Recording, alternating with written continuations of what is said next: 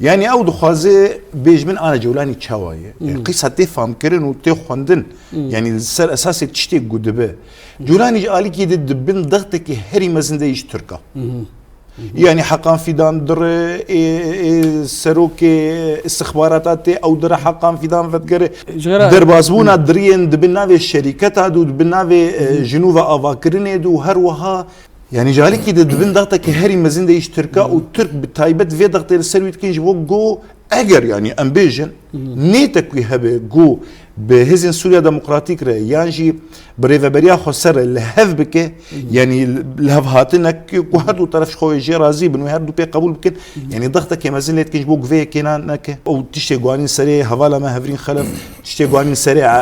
قل عفرينيج دز درجاي جسوجن هري خراب لدي كفروا دارو انسانا باور دكم اگر بفيرنج هام بو اگر نيت كربه كو وبفيرنج هام بردوام بك وتفكر عندنا وي لسر چارەسەریە ڕاست لە گۆری خۆزایە vê civakê û vî miletî û vî welatî dixwaze eger nêtek wî tune be li ser çareseriyek ser vî esasî wê çaxê mana xwe wekû dibêje bera ev welat perçe bibe elewî bibin halê xwe û durzî bibin halê xwe